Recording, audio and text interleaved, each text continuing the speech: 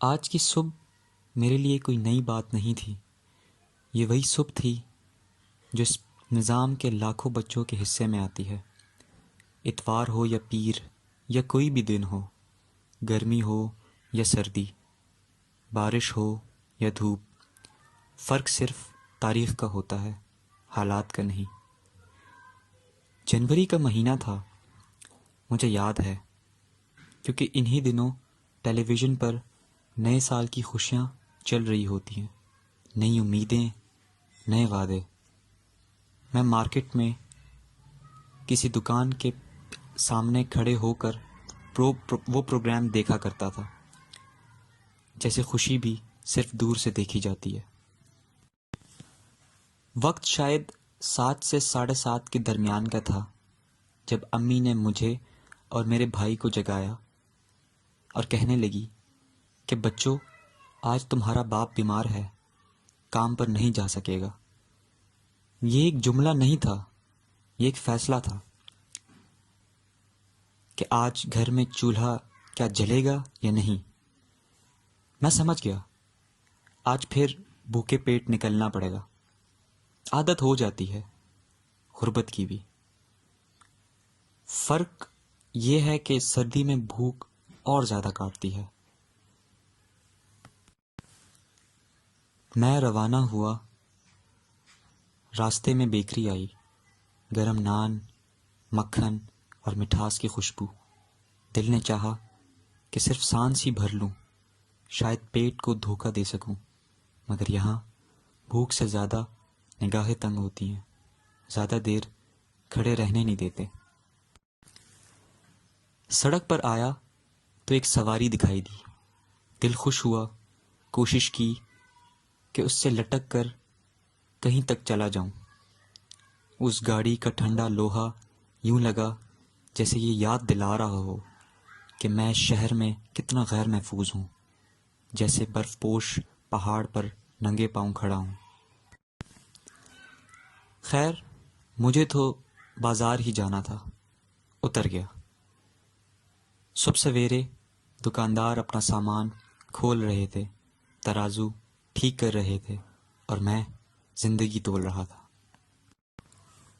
کچھ تھیلیاں پکڑیں اور معمول کے مطابق گاہک ڈھونڈنے لگا.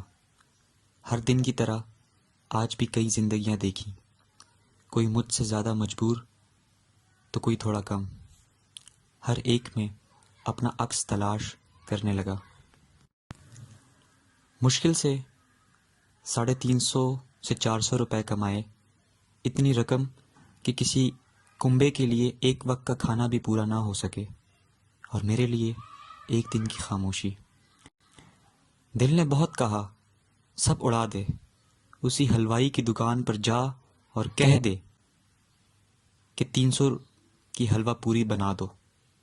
مگر نہیں،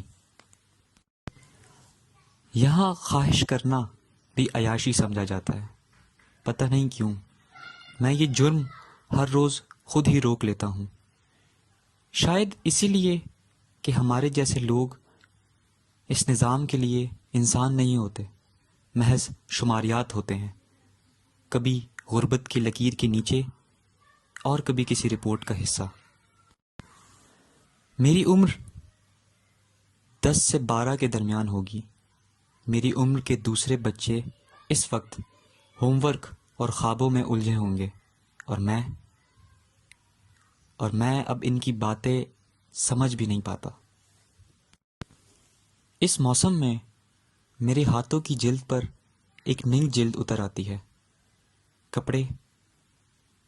کپڑے تو بس شرم چھپانے کا ایک ذریعہ ہیں. عزت تو کب کی اتر چکی ہے.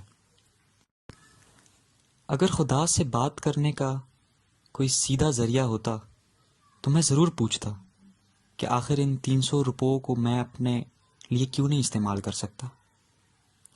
واپسی پر میں اپنے شہر کا بے حس سورج غروب ہوتے دیکھ رہا ہوں. یہ سورج جو سب پر نکلتا ہے مگر سب کو گرم نہیں کر پاتا. گھر پہنچ کر ماں کو جو کچھ کمایا ہوگا دے دوں گا، کچھ کھا لوں گا اور سو جاؤں گا. مگر ڈر یہ ہے کہ اگلے سال کا جنوری جب بھی آئے گا تو کیا میری عمر کے سوا کچھ اور بھی بدلے گا؟ یا یہ نظام ہر جنوری میں ہم جیسے بچوں کو صرف بڑا ہی کر رہا ہے؟ معلوم نہیں، لیکن اس نظام میں معلوم نہ ہونا بھی اکثر جواب ہی ہوتا ہے۔ اٹھا خاک سے یہ دھواں، یا شاید کوئی اعتبار کسی خوبصورتی سے۔ اٹھا خاک سے یہ دھواں، یا شاید کوئی اعتبار کسی خوبصورتی سے۔ دھواں راکھ کا، دھواں راکھ کا، راکھ کاغذ کی، یا شاید اٹھی وہ سیاہی ان خطوط سے۔